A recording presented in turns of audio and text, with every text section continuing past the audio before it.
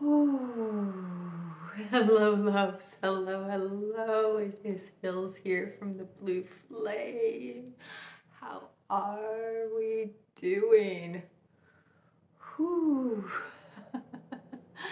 As the month of February has fully given way to the month of March now, as we are in the days of the dark moon leading up to the Pisces New Moon, which happens on the 10th of March, 1 a.m. Pacific time,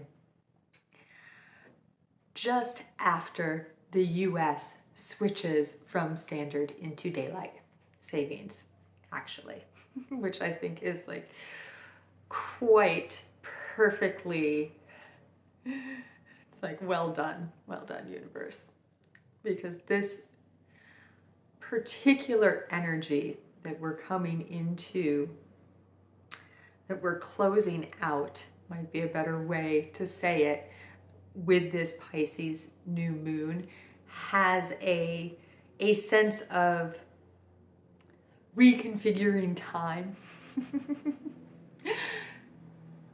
I just heard this, making time your bitch, which no, but yes, also.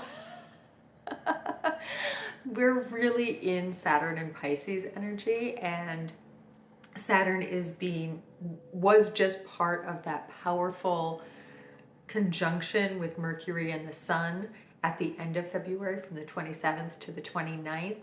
And as we move through this new moon cycle, Saturn is getting hit with first Venus and then Mars as we move closer and closer and into the eclipse season, which is part of the energy of this new moon also, because it is the last new moon before the eclipses start.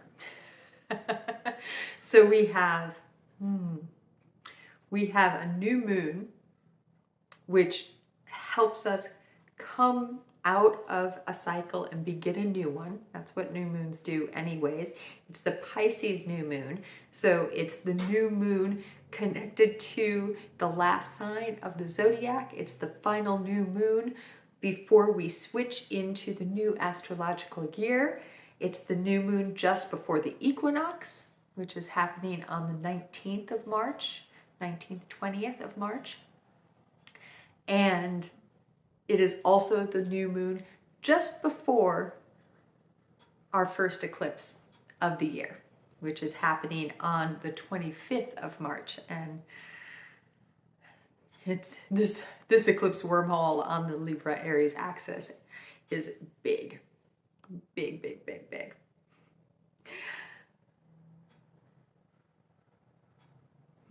Let's take a moment.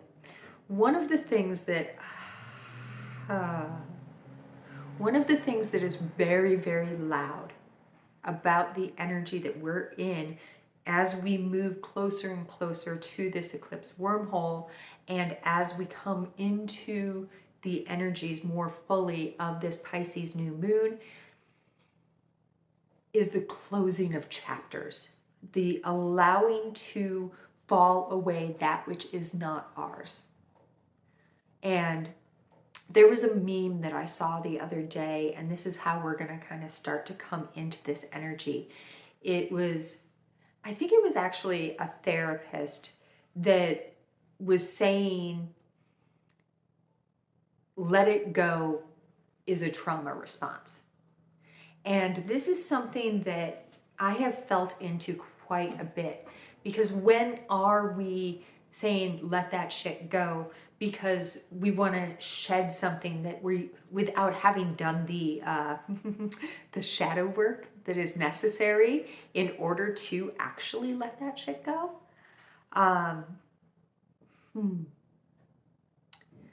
One of the ways that this energy has moved through me, and that word move is very important, is instead of coming up to a point, an uncomfortable place, a place of dis-ease or discomfort, and saying, I need to let that shit go, what I instead have come to is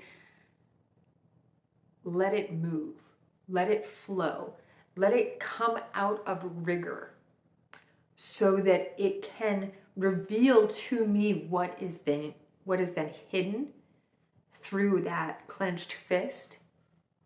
And if it's true for then it to go, for it to shift out of my awareness, out of my experience, then that is true.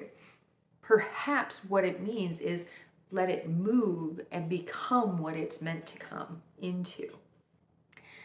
All right, let's bring some of the astrology in, shall we? Because the astrology of this new moon has a lot with regard to this sort of energy. We get to play with the energy of fixed grand cross with this new moon. Now, the fixed signs end seasons. They are about the closing of chapters, about letting something go so that you can bring in the new. They are actually one of the ways that we can play with this energy of a grand cross is the bringing up the four pillars, the four elements of our ascension journey into balance. They're in a balanced state now, so we can begin the next turn of the spiral from a solid foundation. So the fixed signs are Gemini, Virgo, Sagittarius, and Pisces. So yes, you guessed it. This new moon is part of the fixed grand cross. This new moon is in conjunction and coming into a tighter and tighter conjunction between the Sun and Neptune at the end of Pisces. So Neptune rules Pisces. Neptune brings in that transcendent energy of Pisces, that dreamer, that shamanic, transformational energy that Pisces has. It's that place where we come straight up to the Golden Gate. We have sung our way through all of the trials and tribulations. We have praised the divine light within us. We have circled the entire wheel, and we have come up to that Golden Gate. And with Neptune and Pisces and with the Sun and Moon, we are coming into a state of it's time to open the door. And when we open the door, we find another room with another Golden Gate. So part of what this fixed grand cross is helping us to connect into is those other pillars as well. We are not simply transcending through a form of spiritual bypass without having done our work. We are coming into contact with those places where we moved through a point of resistance, came through that resistance, learned the lessons that were within it, found the gifts that were also there, and came to this Golden Gate from a place of stability, so that we could walk through that door and begin the next journey. Before I get into the players of this fixed grand cross, I know I haven't called them all in yet. Don't worry, we'll get there. One of the pieces that it feels really important to share as we're coming into this energy is that if you have noticed in this first week of the month of March, a lot of exhaustion, just so tired, almost like an adrenal fatigue sort of energy. Your dream time has been so active. This is how it's been for me. I'll just share this is how it's been for me. My dream time the last week has been so active. I have been doing so much in my dream time journeys that I wake up the next day and I don't feel like I've slept at all. I feel like I did not get any rest. And now it's time for me to start doing my day-to-day work. what I do in this physical realm, in this earthly realm, in my waking life. And I've needed to take a lot more downtime for myself in this journey this week to say, okay, I can do these things, these tasks that I set before myself as my to-do list for today. These 3, they don't need to be done today. I'm going to shift my schedule. And this is a really important piece of advice as you're waking up more and more, as you're doing more work in the non-material realms. Make sure, try and schedule even some time in your day, each day, for downtime. Not even like I'm going to go and sit in a room and meditate, because that might actually be something that's activating within you, because you might find that it's like a Kundalini activation. What I mean is like real downtime, as much as that's possible. Like, for me, one of the ways that I downtime is I sit and I watch a program or 2 on TV.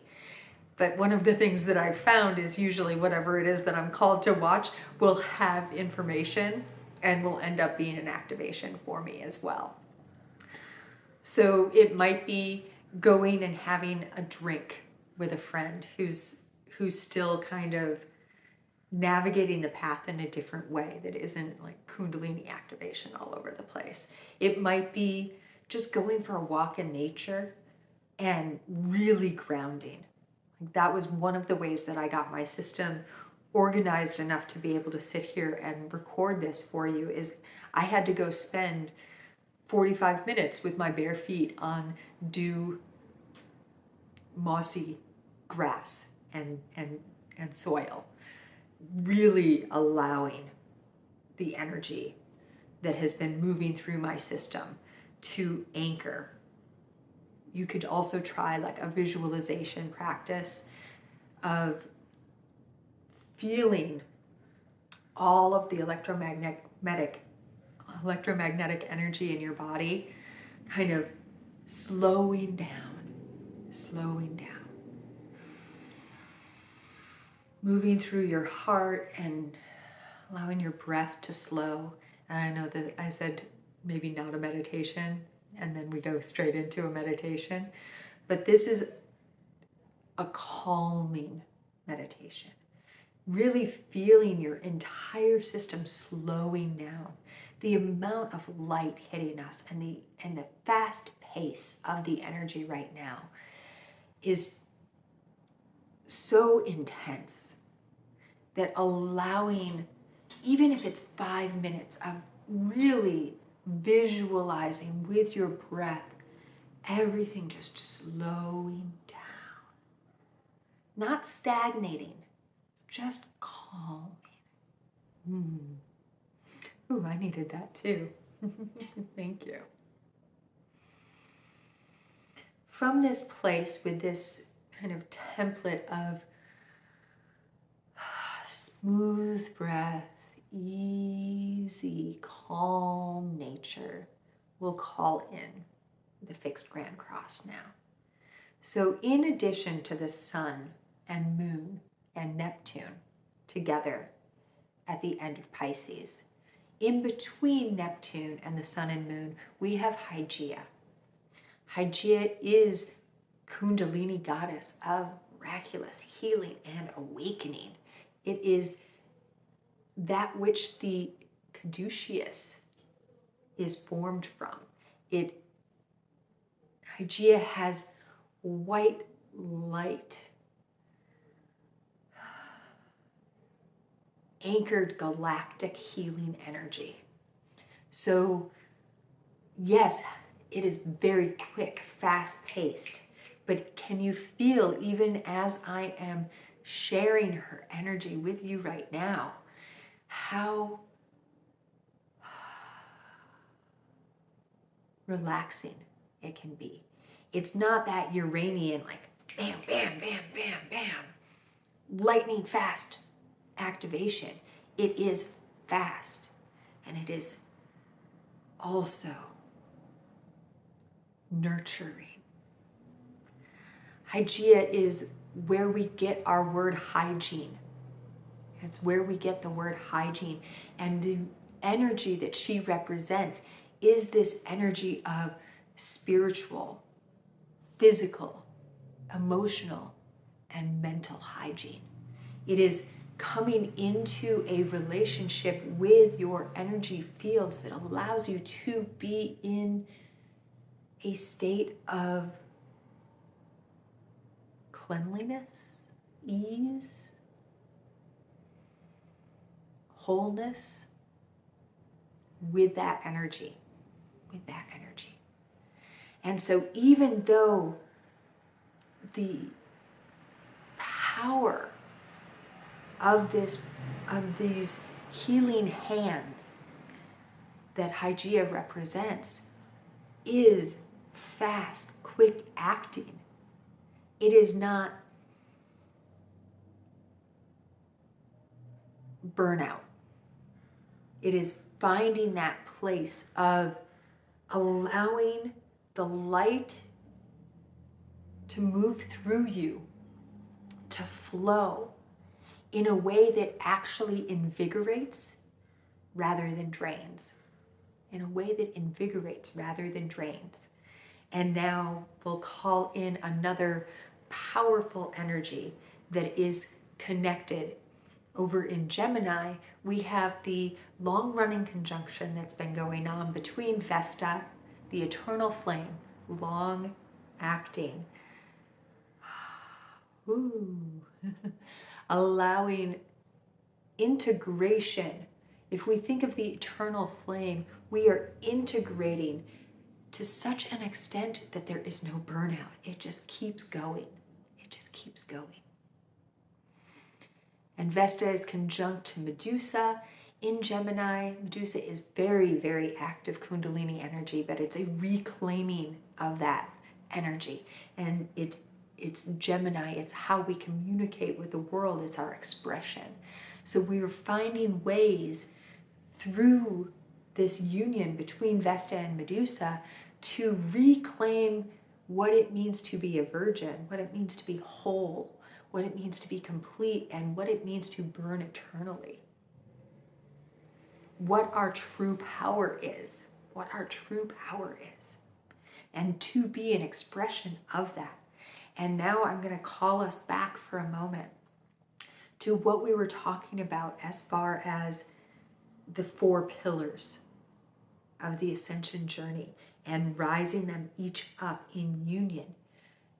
Over in Pisces with the sun and the moon, with Hygeia and Neptune, we have been moving through our emotional realms and how we move with the waters of our being and our emotional being and allowing them to be witnessed so that we can come into a greater state of emotional stability. Over in Gemini, with Vesta and Medusa, we are moving through the mental realm, the way that we communicate and how we express ourselves in the world. In particular, how we express ourselves in our inner dialogue, how we communicate with ourselves.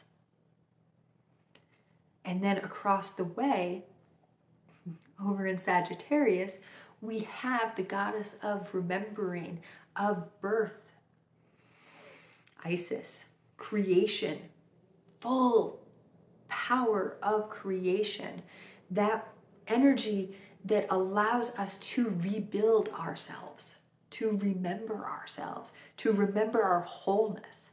And Isis is exactly conjunct the galactic center. So it is not simply remembering our physical beingness, but our entire energetic beingness. And that's fire, that's Sagittarius. That is coming into a greater relationship with our electromagnetic field, with that aspect of ourselves that is eternal, that is immortal, that is galactic, that is a star. And here we come into now a flowing relationship, right? We are flowing through the waters of our being.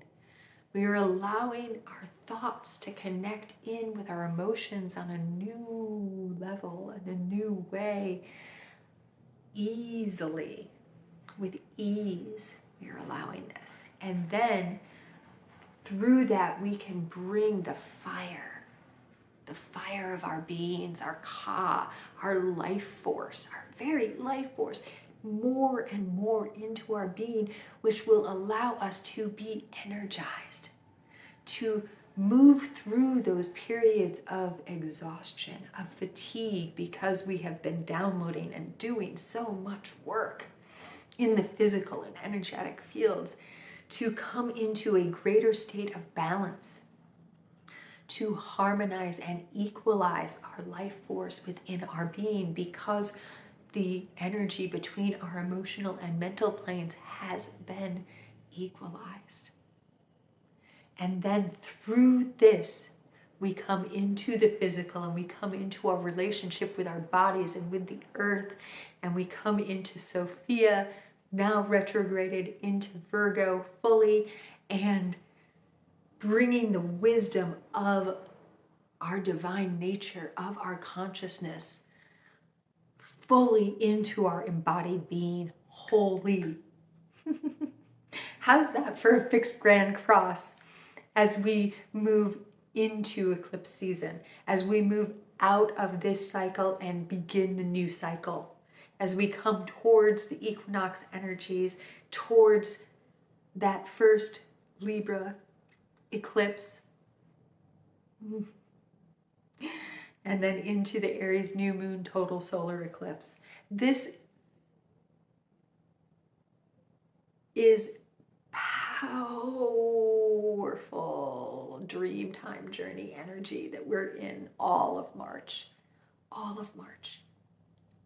It is asking us also to come into a greater relationship with how we structure our days. This is part of the entire transit over the next couple of years of Saturn through Pisces, is finding those ways where we can structure more flow into our days.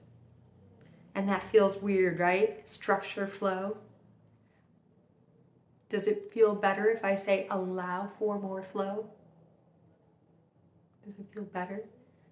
They mean the same thing.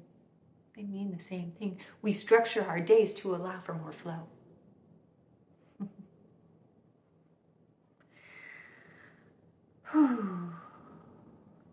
Saturn is also making a T-square with Persephone and the Great Attractor in Sagittarius.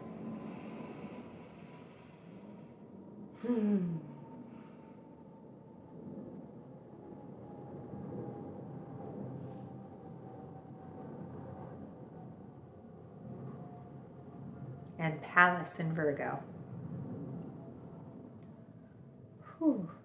Needed to do a little stretch out for that one.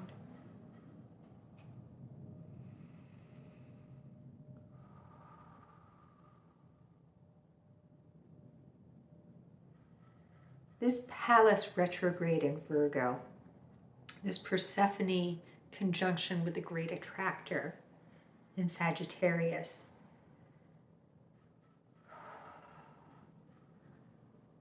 this is a reminder that we do need to do our shadow work. We need to clear out the gunk even as we're continuing this journey, even more so as we continue this journey. I shared with the Medicine and Pluto video that this entire transit of Pluto through Aquarius is activating a new way of underworld journeying, of coming into relationship with the demons of our being, of our shadows, of our internal communication with self. And this is what is meant when it's said,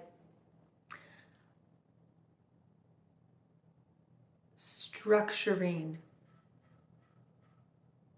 your day to allow more flow. Because when you can structure, when you can build the foundation of your day so that you can be in flow, so that you do not have, let me feel here.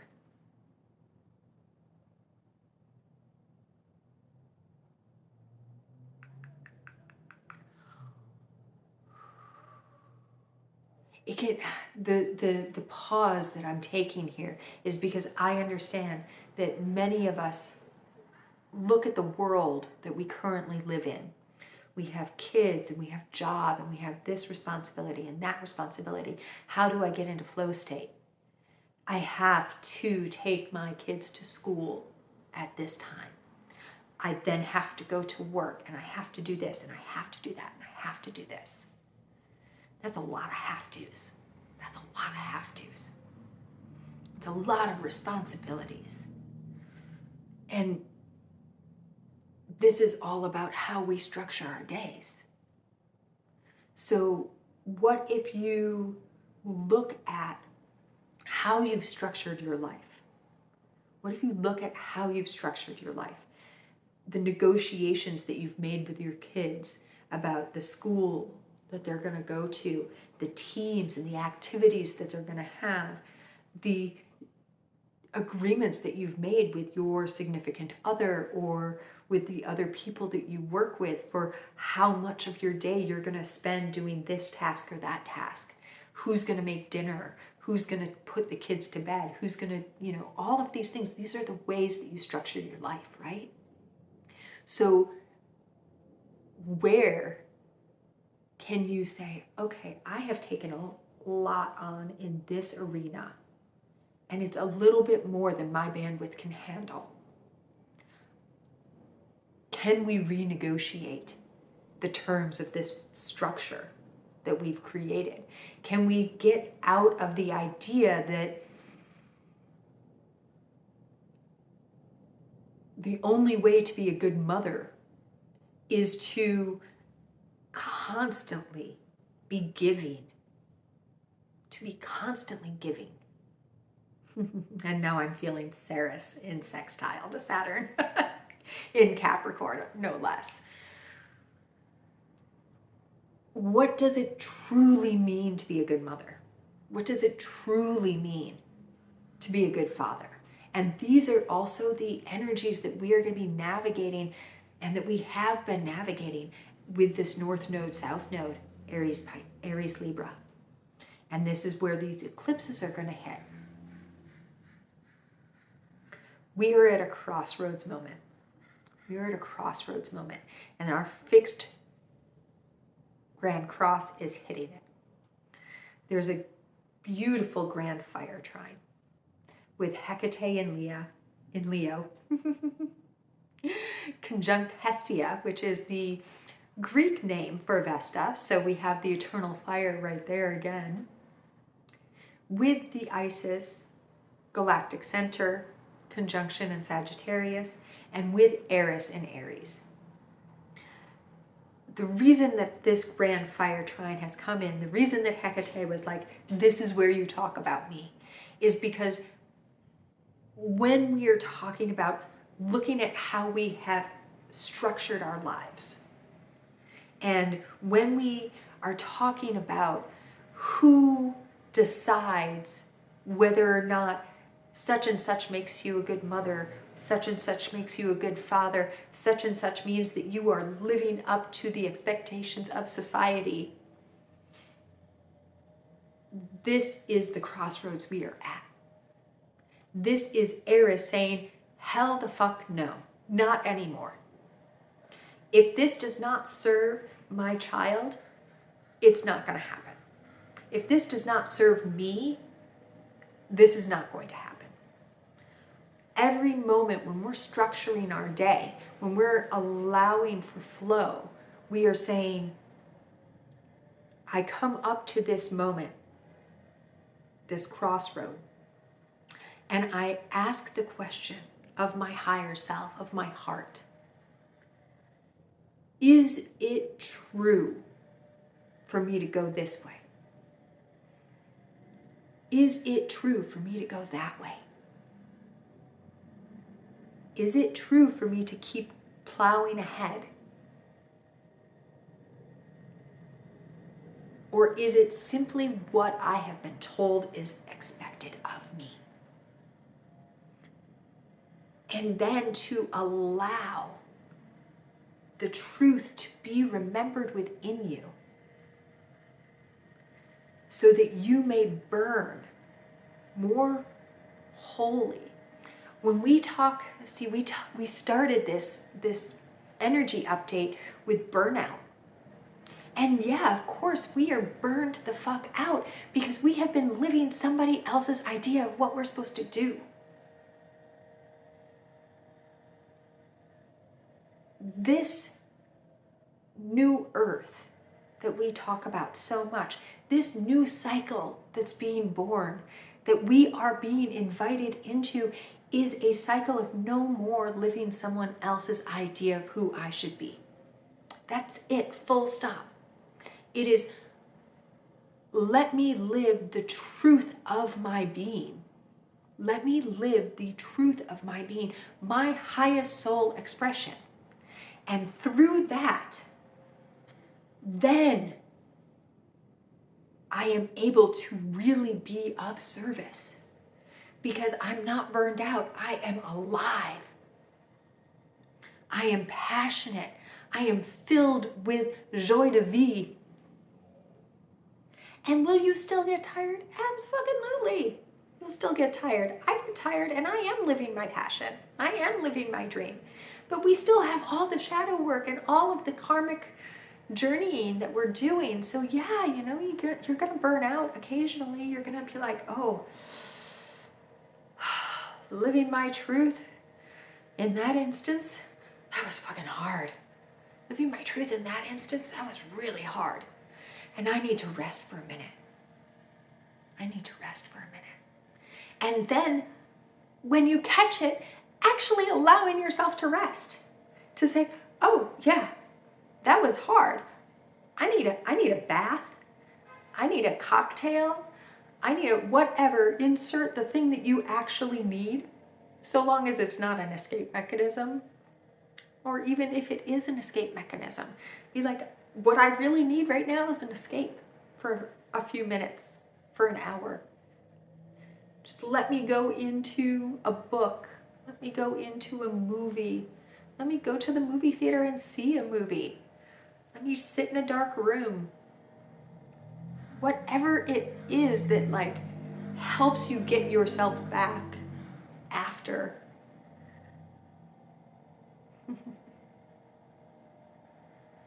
You may have noticed that Kali's pretty loud during this particular new moon. Kali is sitting at 23 degrees of Scorpio right now. And she is making a very, very powerful bridged mutable grand cross with the aforementioned Hecate and with Venus and Mars moving through the end of Aquarius, and with Uranus. She is exactly across from Uranus, and we are still doing that dance of bringing in the new earth through the living our unique truth, through the living of our unique truth. And that's what Uranus has been doing in Taurus, is helping us to connect to that energy. And Kali is that fiery sword that has come in so many times already in this energy update and said, I will not stand by and watch you not live your truth. I will not stand by and pretend that that thing that you did over there was in your highest good when you know it wasn't. I will not let you pretend. And this is Kali and Scorpio, right? This is like deep shadow work. No, get in there. You need to look at that again. You need to look at that again because you know. Because you know. And that's the Awakener Uranus across from Kali, right? You know. You already know this. everything that has been shared with you in this update on an energetic level, you already know. Part of my job is to carry that Hecate-like torch, to carry that flame and help you to see it more clearly so that it can be more fully remembered within you. And from there, then you can walk the next steps on your path, right?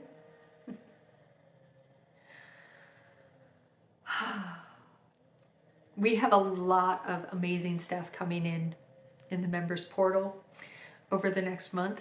Much of it I haven't even shared with the members yet.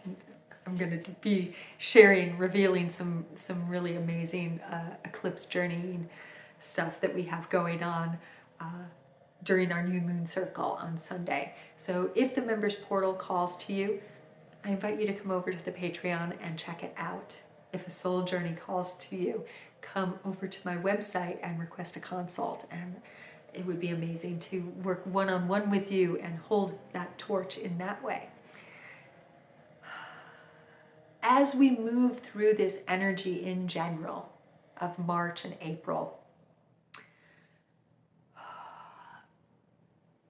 I'm going to come back to the piece that has been so loud throughout the entirety of this update, which is looking at the way that you've structured your life and coming into a negotiation, in all of the possible ways that might be. Asking for help when you need help is a big piece of it. To allow the deep introspective journeying that is necessary so that when you ask for help, you know that what you're asking for is real. It's the place that you actually need help. But also not getting so lost in the introspective journey that you never ask for the help that you need. To finding that balance point. And that is part of the entirety of this energy that we're currently. It's the energy of everything. It is the journey, is to come into those places where you can feel the imbalance, exploring the various ways that the imbalance has occurred so that you can right the ship. Find your center of gravity again, and then explore, walk through the Golden Gate and find the next place that you're asked to work.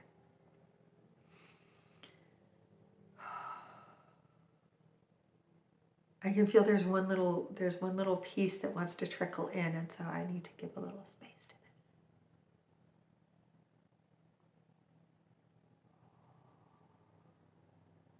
Oh, right.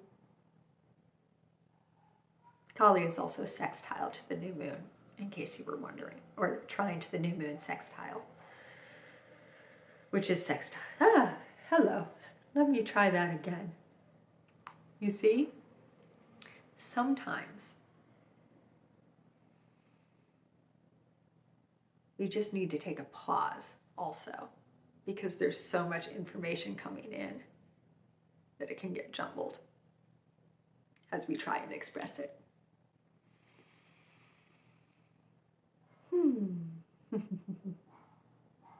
So we will try this again.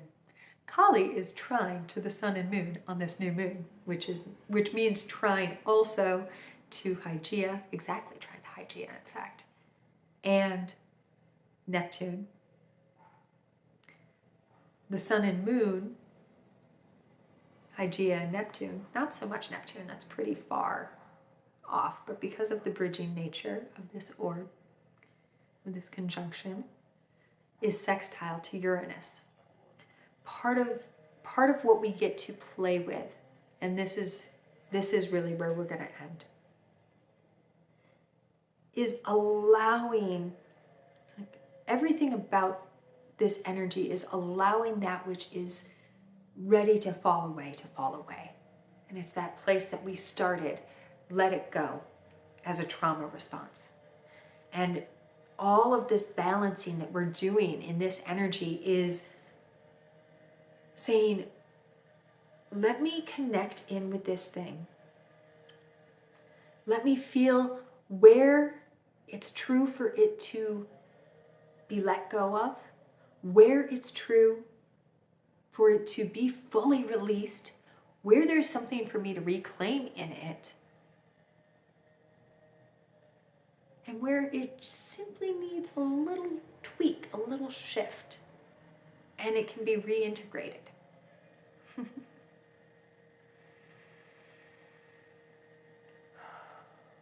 With the amount of Eris and Kali energy that we have during this new moon, things could get pretty uncomfortable, especially if you're trying to bury your head in the sand and not see those things that are trying to be revealed, that your soul is trying to reveal to you. If you're noticing a lot of discomfort, and this could be emotionally, mentally, physically, all three, there is a good chance that there's something that you're trying not to see. So open up and ask, what is it? This is one of my favorite prayers. What is it that I'm trying not to see? And please help me, higher self, team and guides, angels, ascended masters, and all beings of divine light who support me in my journey. Help me to see that which I am afraid to see, but that is ready now for me. But that is now ready for me.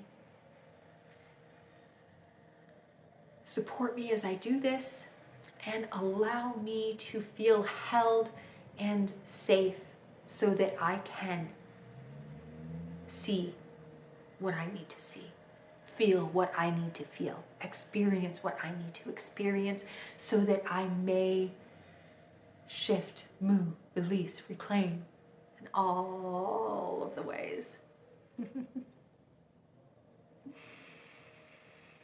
What's your prayer? How do you connect?